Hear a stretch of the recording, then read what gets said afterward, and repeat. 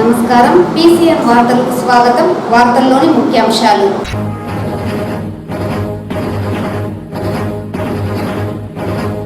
బీసీల అభివృద్ధికి కృషి చేసిన ఏకైక పార్టీ టీడీపీ. మీడియా సమావేశంలో మాజీ ఎమ్మెల్సీ దొరబాబు, టీడీపీ రాష్ట్ర అధికార ప్రతినిధి సురేంద్ర కుమార్.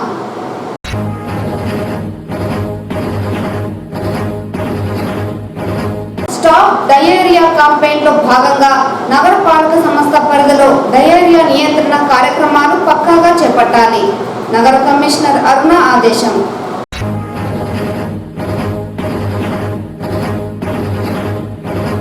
రాష్ట్రంలో కొండెక్కిన కూరగాయల ధరలు, పెరిగిన ధరలతో బెంబేలెత్తిపోతున్న ప్రజానికం. వార్తల్లోని వివరాలు. బీసీల అభివృద్ధికి కృషి చేసిన ఏకైక పార్టీ టీడీపీ పార్టీ అని టీడీపీ మాజీ ఎమ్మెల్సీ దొరబాబు, టీడీపీ పార్టీ రాష్ట్ర అధికార ప్రతినిధి సురేంద్ర కుమార్ తెలిపారు. టీడీపీ పార్టీ కార్యాలయంలో ఏర్పాటు చేసిన మీడియా సమావేశంలో మాట్లాడుతూ స్వర్గీయ ఎన్టీఆర్ బీసీల అభివృద్ధి అధిక ప్రాధాన్యత ఇచ్చారన్నారు. నారా చంద్రబాబు నాయుడు బీసీల కోసం అనేక సంక్షేమ పథకాలు అమలు చేశారన్నారు.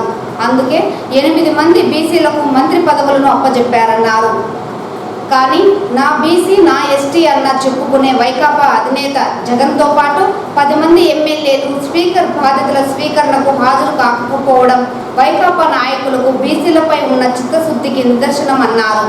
46,000 కోట్ల రూపాయల అవినీతి ఆరోపణలు ఎదుర్కొంటున్న జగన్మోహన్ రెడ్డి సీఎం ముసుగులో ఏనాడు కోర్టుకు వెళ్ళలేదన్నారు. కానీ చట్టం దృష్టిలో అందరూ సమానమే అన్నారు. హైకోర్టు గత 5 ఏళ్లలో వైకాపా ప్రభుత్వం ఇచ్చిన 150 జీవోలను రద్దు చేసిందన్నారు. దీనిని బట్టి తప్పుడు జీవోలు సృష్టించిన వైకాపా ప్రభుత్వం పాలన ఏ విధంగా ఉంటుందో అర్థమవుతుందన్నారు.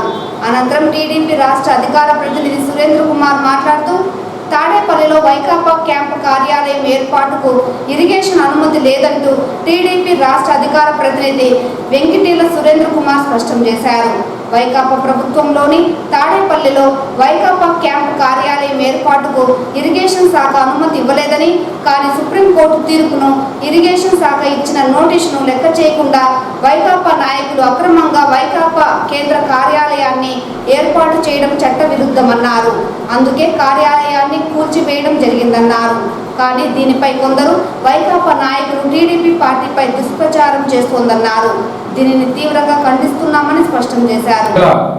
కాలంలో బీసీలని ఎస్సీలని చంపడమే ఆయన కార్యక్రమం పెట్టుకున్నాడు. కానీ వాళ్ళ అభివృద్ధికి ఏనాడు కూడా ఆయన సహకరించలేదు.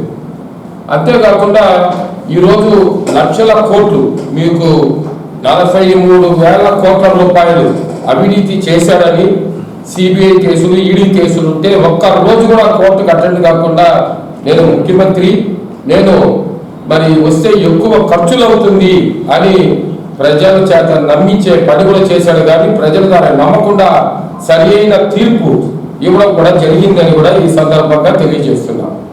ఈరోజు ఏది ఏమైనా కోర్టులకు ఎవరు అతీతులు కాదు, తప్పకుండా ఆయన్ను శిక్షిస్తారు. ఎవరు తప్పు చేస్తే వాళ్ళని శిక్షించేదే కోర్టు చేసే పని. ఈరోజు అంతేకాకుండా ఈ 5 ఏళ్లలో సుమారు 150 జీవోల పైన హైకోర్టు వ్యతిరేకించింది. ఇది చేసిన జీవోలంతా తప్పును కూడా కొట్టేసింది. అవన్నీ కూడా ఎంక్వైరీ చేస్తే నువ్వు జీవితాంతం జైల్లో ఉండాల్సిన పరిస్థితి ఏర్పడుతుంది జగన్మోహన్ రెడ్డి, దాన్ని గుర్తుపెట్టుకో. ఈరోజు అంతేకాకుండా నీ పార్టీకి సుమారు 677 కోట్ల రూపాయలతో సుమారు 47 నుంచి 50 ఎకరాలు మంచి వాల్యుబుల్ భూమిని ఈరోజు నువ్వు కబ్జా చేశావు. దానికి ఎక్కడా కూడా పర్మిషన్ లేదు. నువ్వు నీ చేతిలో ఉంది కదా జీవో ఇచ్చావు. అవన్నీ కూడా తప్పుడు జీవోలు అనేది కూడా ఈరోజు తొందరగా తేల్చింది. దానిపైన కూడా నువ్వు జైలుకు పోవాల్సిన పరిస్థితి ఏర్పడుతుంది అని కూడా ఈ సందర్భంగా జిల్లా తెలుగుదేశం పార్టీ తరఫున నేను హెచ్చరిస్తున్నా. దానికి ఎలాంటి సమాధానం కూడా లేదు. వాళ్ళే కోర్టులో కోర్టులో కేసు చేసినప్పుడు వాళ్ళ ఇన్ఫర్మేషన్ ప్రకారమే 10/6/2024 తేదీన రాంకీ ఇన్ఫ్రాస్ట్రక్చర్ సంస్థ ఎవరైతే దాన్ని కడుతున్నారో వాళ్ళు కూడా ఒక కూల్చివేత నోటీసు కూడా ఇవ్వడం జరిగింది. ఇవన్నీ అయిన తర్వాత వీటిపైన ఎలాంటి సమాధానం చెప్పకుండా 21/6/24 హైకోర్టులో కేసు వేశారు. ఆ కేసులో గౌరవ హైకోర్టు వారు చట్టబద్ధంగా చర్యలు తీసుకోమని కోర్టు సూచించింది. ఎలాంటి స్టే ఉత్తర్వులు కానీ ఏమీ లేవు. ప్రభుత్వం సూచించింది చట్టబద్ధంగా చర్యలు తీసుకోవాలని చెప్పి. దాని ప్రకారమే సిఆర్డిఏ సెక్షన్ 115 ప్రకారం ఇది అక్రమ నిర్మాణాలు కాబట్టి చట్టబద్ధంగా దాన్ని అనుమతులు లేవు కాబట్టి దాన్ని కూల్చివేయడం జరిగింది. ఇది వాస్తవాలు. అంటే జలవనరుల శాఖ అనుమతి లేకుండా అక్రమ నిర్మాణం కొనసాగించారు వైకాపా పార్టీ కేంద్ర భవనం కోసం. దానిపైన సోకాజ్ నోటీస్ ఇచ్చినా కూడా దానిపైన ఎలాంటి సమాధానం ఇవ్వలేదు. హైకోర్టుకి వెళ్ళిన తర్వాత కూడా గౌరవ హైకోర్టులో కూడా దాన్ని చట్టబద్ధంగా దాని మీద చర్యలు తీసుకోమని చెప్పారు తప్ప ఆ భవనాన్ని కూల్చివేయద్దని కానీ దానిపైన స్టే కానీ ఎలాంటివి కూడా లేవు.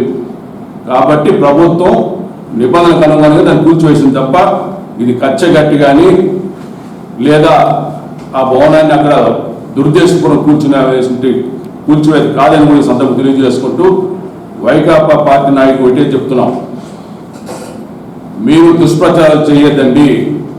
దుష్ప్రచారం చేసిన ప్రజలు నమ్మే పరిస్థితులు లేరు. మీ కేంద్ర కార్యాలయ భవనం అక్రమ నిర్మాణం చట్టబద్ధంగా నిబంధనల ప్రకారమే దాన్ని కూల్చివేయడం జరిగింది తప్ప ఇందులో చంద్రబాబు నాయుడు గారి జోక్యం కానీ తెలుగుదేశం పార్టీ జోక్యం కానీ లేదా కూటమి ప్రభుత్వం జోక్యం కూడా ఏమాత్రం లేదని చెప్పి సందర్భం తెలియజేసుకుంటూ మీకు ఇచ్చిన షోకాజ్ నోటీసులన్నీ కూడా జగన్మోహన్ రెడ్డి ముఖ్యమంత్రిగా ఉన్నప్పుడే ఈ కార్యక్రమాలన్నీ జరిగాయి.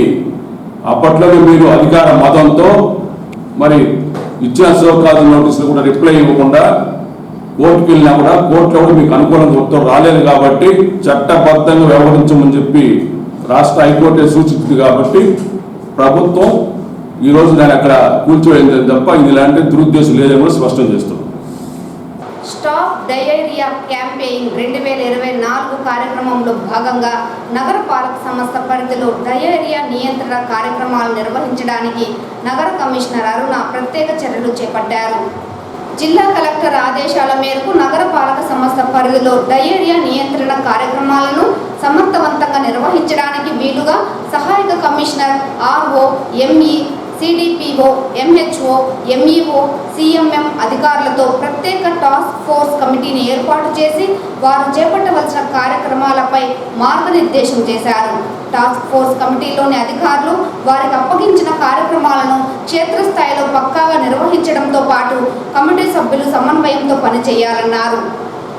ఎంఈ నీటి సరఫరా పర్యవేక్షణ, నీటి నాణ్యత కోసం ఆర్సిహెచ్, ఈకోలై పరీక్షలు క్రమం తప్పకుండా నిర్వహించడం, లీకేజీల నివారించడం. సిడిపిఓ బాధ్యత అంగన్వాడీల పర్యవేక్షణ, 3 ఏళ్లలోపు పిల్లలకు పౌష్టికాహారం అందేలా చూడడం, గర్భిణీలు, బాలింతలకు అంగన్వాడీ వర్కర్లతో సమన్వయం చేసుకుని అవగాహన కార్యక్రమాలు నిర్వహించడం. ఎంహెచ్ఓ బాధ్యత నగరంలో పారిశుద్ధ్య నిర్వహణ, ప్రతి ఇంటి నుంచి చెత్త సేకరణ, డ్రైనేజీలో పూడిక తీయడం, ఫాగింగ్, స్ప్రింగ్, దోమలు, కీటకాల ద్వారా వ్యాప్తి చెందే వ్యాధుల నియంత్రణ కోసం ప్రత్యేక పారిశుద్ధ్య కార్యక్రమాలు నిర్వహించడమని తెలిపారు. ఎంఈఓ బాధ్యత పాఠశాలలో విద్యార్థులకు చేతులు కడిగే కార్యక్రమాలు నిర్వహించడం, భోజనాలకు ముందు చేతులు కడిగేలా అవగాహన కల్పించడం, పాఠశాలలో డయేరియా నియంత్రణ, ఓఆర్ఎస్, జింక్ వినియోగంపై వక్తృత్వ, పెయింటింగ్ పోటీలు నిర్వహించడమని తెలిపారు. సిఎంఎం బాధ్యత స్వయం సహాయక సంఘాల గ్రూపులతో సమన్వయం చేసుకుని వార్డు సచివాలయాలు, రాత్రి వసతి కేంద్రాలు, హోటల్స్, ఇతర ప్రాంతాలలో అవగాహన కార్యక్రమాలు నిర్వహించడమని తెలిపారు. సహాయక కమిషనర్ మరియు ఆర్ఓ బాధ్యత డయేరియా నియంత్రణ కార్యక్రమాలను అన్ని వార్డులలో పగడ్బందీగా నిర్వహించడం, కార్యక్రమాలను రోజువారీగా పర్యవేక్షించాలని ఆదేశాలు జారీ చేశారు. చిత్తూరు నగరంలోని గాంధీ కూడలి వద్ద బీజేపీ చిత్తూరు సెంట్రల్ మండల అధ్యక్షులు షణ్ముగం ఆధ్వర్యంలో శ్యామ్ ప్రసాద్ ముఖర్జీ వర్ధంతి వేడుకలను ఆదివారం ఘనంగా నిర్వహించారు. ఈ సందర్భంగా జిల్లా అధ్యక్షుడు జగదీశ్వర్ నాయుడు మాట్లాడుతూ 1901లో బెంగాల్లో జన్మించిన ఆయన నెహ్రూ క్యాబినెట్లో పరిశ్రమల శాఖ మంత్రిగా పనిచేశారన్నారు. కానీ అప్పటి ప్రభుత్వం కాశ్మీర్ను భారతదేశం నుండి విడగొట్టి ప్రత్యేక దేశంగా ప్రకటించడంతో దానిని తీవ్రంగా ఖండించారన్నారు. ఈ నేపథ్యంలోనే ఆయన భారతీయ జనసంఘ్ పార్టీని ఏర్పాటు చేసి 370 ఆర్టికల్ రద్దు కోసం పోరాటం చేశారన్నారు.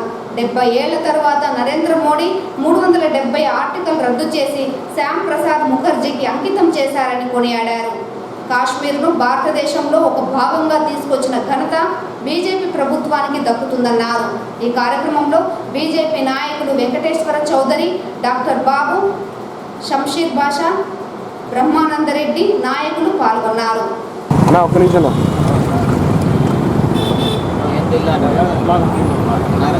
స్లోగన్ చేయండి. హలో భారత్ మాతా కి జై, హలో భారత్ మాతా కి జై, అమర్ రహే అమర్ రహే, అమర్ రహే అమర్ రహే, అమర్ రహే అమర్ మాతా కి జై, హలో భారత్ మాతా కి జై, జిందాబాద్ జిందాబాద్ బీజేపీ జిందాబాద్, జిందాబాద్ జిందాబాద్ బీజేపీ జిందాబాద్, జిందాబాద్ జిందాబాద్ బీజేపీ జిందాబాద్, అమర్ రహే అమర్ రహే, అమర్ రహే भारत माता की जय। ओके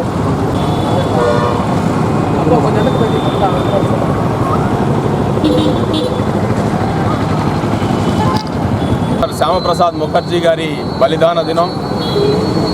ఈ సందర్భంగా భారతీయ జనతా పార్టీ అలాగే సెంట్రల్ మండల అధ్యక్షుడు శ్రీ షణ్ముఖం గారి ఆధ్వర్యంలో ఈ కార్యక్రమాన్ని ఏర్పాటు జరిగింది. భారతీయ జనతా పార్టీ అఖిల భారతీయ పార్టీ పిలుపు మేరకు ప్రతి శక్తి కేంద్ర పరిధిలోనూ ఈరోజు శ్యామప్రసాద్ ముఖర్జీ బలిదాన దినోత్సవాన్ని జరుపుతున్నాం. శ్రీ శ్యామప్రసాద్ ముఖర్జీ గారు 1901లో బెంగాల్లో వారు జన్మించడం జరిగింది. వారు అక్కడ ఉన్నత విద్యను అభ్యసించిన తర్వాత న్యాయవాద వృత్తిని చేపట్టారు. అటు తర్వాత వారి తండ్రి గారి మరణంతో పశ్చిమ బెంగాల్లోని కలకత్తా యూనివర్సిటీ వైస్ ఛాన్సలర్గా వారి నియామకమై దాదాపు 15 సంవత్సరాలు విద్యారంగంలో పనిచేయడం జరిగింది. అటు తర్వాత వారు ఈ దేశం కోసం చేయాలని ఏదో ఒకటి మనం చేయాలనే తపనతో ఆ రోజు బ్రిటిష్ ప్రభుత్వానికి వ్యతిరేకంగా పోరాటాలు చేశారు. అటు తర్వాత స్వతంత్రానంతరం గాంధీజీ పిలుపు మేరకు నెహ్రూ గారి ప్రభుత్వంలో భారీ పరిశ్రమల శాఖ మంత్రిగా వారు బాధ్యతలు చేపట్టి 2 ఏళ్లలోనే ఆనాడే వారు పారిశ్రామిక రంగానికి పునాది వేయడం జరిగింది, భారతదేశ పారిశ్రామిక రంగానికి. అటు తర్వాత నెహ్రూ గారి సంతుష్టీకరణ విధానాలతో విభేదించి వారు ప్రభుత్వం నుంచి బయటకు వచ్చి ఆర్ఎస్ఎస్ అధ్యక్షులైనటువంటి శ్రీ పూజ్య గురూజీ గారి సలహాలు సూచనలతో వారు భారతీయ జనసంఘ్ అనే పార్టీని ఏర్పాటు చేయడం జరిగింది. అటు తర్వాత తద్వారా భారతీయ జనసంఘ్ను కాంగ్రెస్కు వ్యతిరేకంగా బలమైన ప్రతిపక్షంగా వారు దేశంలో నిర్మాణం చేయడానికి విశేష కృషి చేశారు.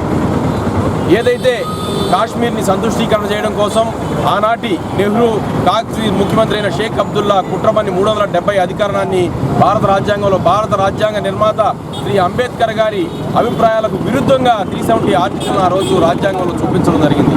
తద్వారా ఈ దేశంలో 2 ప్రధానులు, 2 జెండాలు, 2 జెండాలు, 2 రాజ్యాంగాలు వద్దని ఒకే దేశంలో ఒకే చట్టం, ఒకే జెండా, ఒకే ప్రధానమంత్రి ఉండాలని చెప్పి ఆ రోజు శ్యామప్రసాద్ ముఖర్జీ గారు ఎలుగెత్తి చాటడం జరిగింది. అందులో భాగంగా కాశ్మీర్కు పర్మిట్ తీసుకొని వెళ్లాలనే విధానాన్ని వారు అమల్లోకి తెచ్చారు నెహ్రూ గారు. కానీ అందుకు వ్యతిరేకంగా వారు దాన్ని విభేదిస్తూ కాశ్మీర్ నా దేశంలో అంతర్భాగం, నేను పర్మిట్ తీసుకోను, నేను కాశ్మీర్కి వెళ్తానని వారు కాశ్మీర్కి వెళ్ళడం జరిగింది. కాశ్మీర్ లేక వాళ్ళు వెంటనే వారిని అక్రమంగా నిర్బంధించి శ్రీనగర్లోని జైల్లో పెట్టి, అతిథి గృహంలో పెట్టి వారికి సరైన వైద్య సహాయం అందించకుండా వైద్యం ముసుగులో వారి ఆరోగ్యం క్షీణించే విధంగా మందులు ఇచ్చి వారిని అక్కడ చంపడం జరిగింది. ఇది క్లియర్గా ఆ రోజు ప్రభుత్వం చేసిన మర్డర్. దాని మీద ఎటువంటి విచారణ లేకుండా దేశమంతా విచారణ చేయమని డిమాండ్ చేసిన ఆ రోజు నెహ్రూ గారి ప్రభుత్వం దాన్ని పెడచెవిన పెట్టడం జరిగింది. అటు తర్వాత వారి బలిదానం తర్వాత భారతీయ జనసంఘ్ పండిట్ దీన్ దయాళ్ ఉపాధ్యాయ నేతృత్వంలో దీనికోసం పోరాటం జరిగింది. అటు తర్వాత జనతా పార్టీ తర్వాత జనసంఘ్ అంతర్ధానమై భారతీయ జనతా పార్టీగా ఆవిర్భవించి మా ఎజెండాలో పార్టీ స్థాపించినప్పుడే 370 అధికరణాన్ని మేము రద్దు చేస్తామని చెప్పి ఆ రోజే మా ఎజెండాలో పెట్టుకోవడం జరిగింది.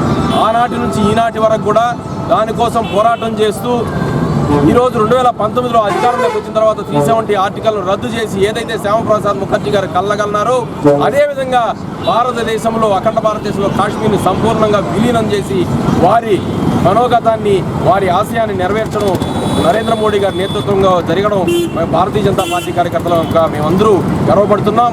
రాష్ట్రంలో కూరగాయల ధరలు కొండెక్కాయి. కూరగాయల రేట్లు అనూహ్యంగా పెరగడంతో పేద మధ్యతరగతి ప్రజలు పెరిగిన ధరలతో బెంబేలెత్తిపోతున్నారు.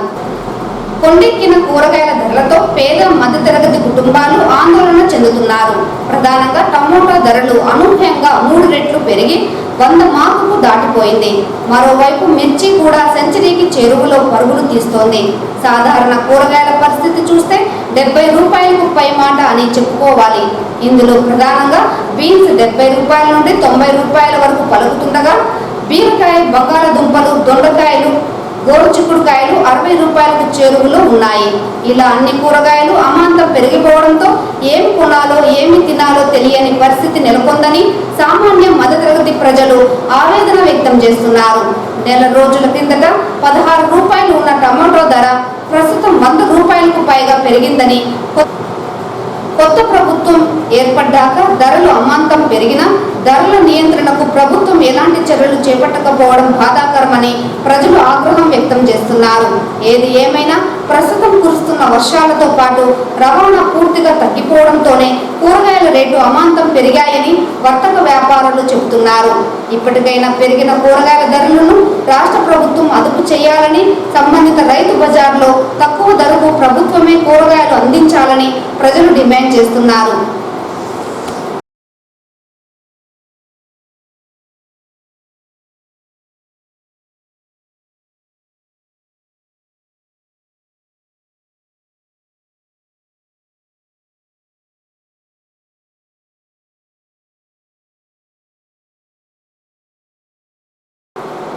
అంగన్వాడీల సమ్మె కాలంలో గత ప్రభుత్వం ఇచ్చిన హామీలను అమలు చేస్తామని చెప్పిన టీడీపీ ప్రభుత్వం తక్షణమే వాటిని అమలు చేయాలని ఏఐటీయూసీ జిల్లా ప్రధాన కార్యదర్శి కోదండయ్య, అంగన్వాడీ రాష్ట్ర వర్కింగ్ ప్రెసిడెంట్ ప్రేమ డిమాండ్ చేశారు.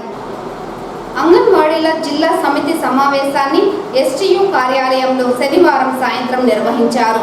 ఈ సందర్భంగా వారు మీడియాతో మాట్లాడుతూ రాష్ట్రంలో కొత్తగా ఏర్పడిన తెలుగుదేశం ప్రభుత్వానికి శుభాకాంక్షలు తెలియజేస్తున్నామని వెల్లడించారు. గత ప్రభుత్వం అధికారంలో ఉన్న సమయంలో అంగన్వాడీ సమస్యలు పరిష్కరించాలని 42 రోజులు నిరవధిక సమ్మె చేపట్టిన విషయం తెలిసిందే. ఇందులో తెలంగాణ ప్రభుత్వం అంగన్వాడీలకు జీతాలు పెంచడంతో పాటు అంగన్వాడీ సెంటర్లో ఉన్న పిల్లలకు యూనిఫామ్ ఇచ్చి నాణ్యమైన పౌష్టికాహారం అందించాలని డిమాండ్ చేశారు. అంతేకాకుండా అంగన్వాడీ సెంటర్లకు సొంత భవనాలు నిర్మించి ఇవ్వాలని, గతంలో టీడీపీ ప్రభుత్వం అధికారంలో ఉన్న సమయంలో సొంత భవనాల నిర్మాణం చేసిన కొన్ని బిల్డింగ్లు ఇంకా పూర్తి కాలేదని, అలాంటి బిల్డింగ్లను పూర్తి చేయాలని కోరారు. అంగన్వాడీ కార్యకర్తలకు ఆన్లైన్ పనిభారం తగ్గించి ఉద్యోగ భద్రత కల్పించాలన్నారు. ఈ కార్యక్రమంలో అంగన్వాడీ వర్కర్స్ యూనియన్ జిల్లా అధ్యక్షురాలు ప్రభావతి, నాయకులు శాంతి, అరుణ, రాధమ్మ, రమాదేవి, రాధ, ఝాన్సీ, సుబ్బమ్మ తదితరులు పాల్గొన్నారు.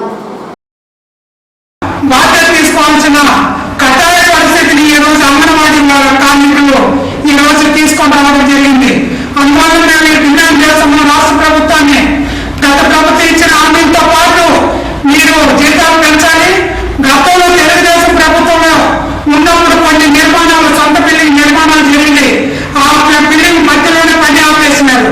అటువంటి బిల్డింగ్ నిర్మాణాలన్నీ పూర్తి చేయాలి. ఇప్పుడు ఏదైతే అద్దెలో ఉన్నారో వారికి కూడా సొంత భవనాలను ఏర్పాటు చేయాల్సినటువంటి బాధ్యత ఈ రాష్ట్ర ప్రభుత్వం పైన ఉంది. ఈ రోజు తెలంగాణ ప్రభుత్వం అక్కడ ఉన్నటువంటి పిల్లలకు ఒక యూనిఫామ్ కోడ్ తీసుకొని వచ్చి వాళ్ళే యూనిఫామ్ ఇచ్చేవారిగా ప్రభుత్వం జీవో తీసుకొని రావడం జరిగింది. ఈ రోజు మన రాష్ట్రంలో ఉన్నటువంటి పిల్లలకు కూడా రాష్ట్ర ప్రభుత్వం యూనిఫామ్తో పాటు ఇక్కడ పనిచేసేటువంటి అంగన్వాడీ టీచర్లకి పనిభారాన్ని, ఆన్లైన్ పరిపాలనని ప్రధానంగా తగ్గించి ఉద్యోగ భద్రత కల్పించే విధంగా ఈ రోజు ఈ ప్రభుత్వం చర్యలు తీసుకోవాలి. కొన్ని ప్రాంతాల్లో వాళ్ళ కుటుంబ సభ్యులు ఇతరులు ఎవరైనా రాజకీయాల్లో ఉంటే ఆ ప్రభావాన్ని అంగన్వాడీ టీచర్ల పైన, ఇతర కార్మికులుగా పనిచేసేటువంటి మహిళా కార్మికులను తీసేస్తామని ఒక బెదిరింపు ధోరణిని తీసుకుంటామని జరుగుతుంది. దీని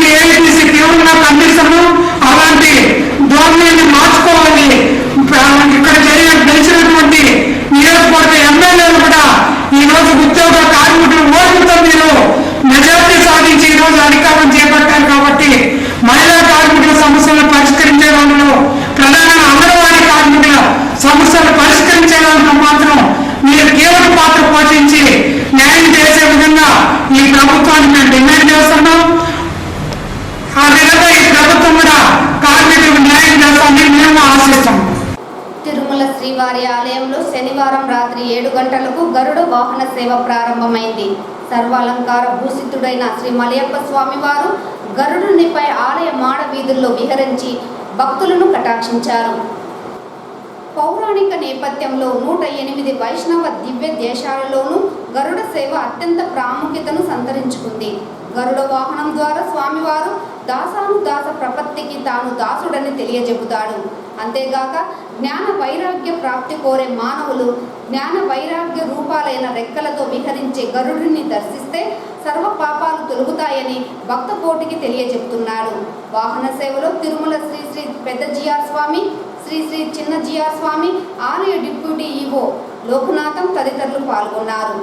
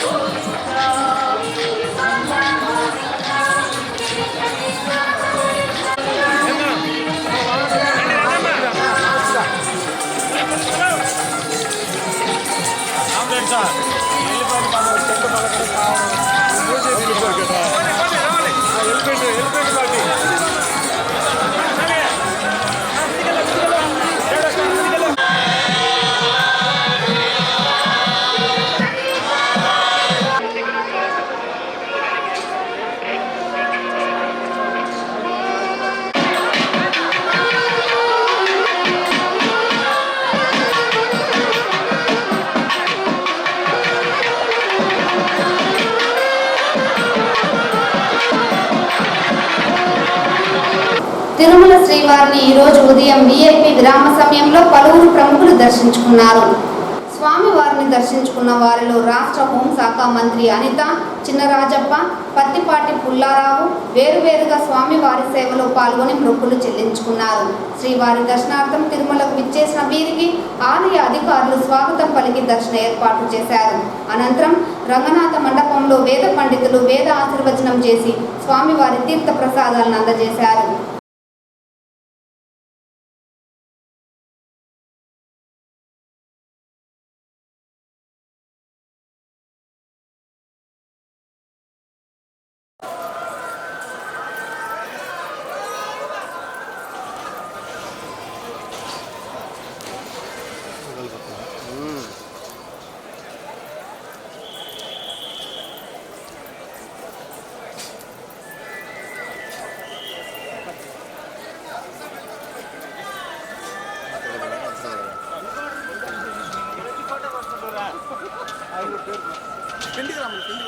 సార్ ఇంకొంచెం ముందుకు వచ్చాను సార్ ఇంకా సూర్య సూర్య ఏదైనా వచ్చారు అంటే మన బ్రాండెడ్ అన్నా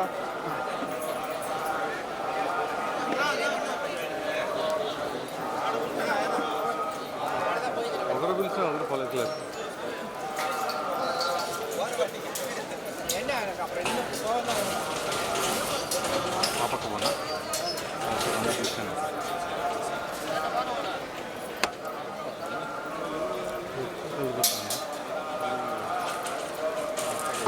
ఈ వార్తలు ఇంతటితో సమాప్తం. నమస్కారం.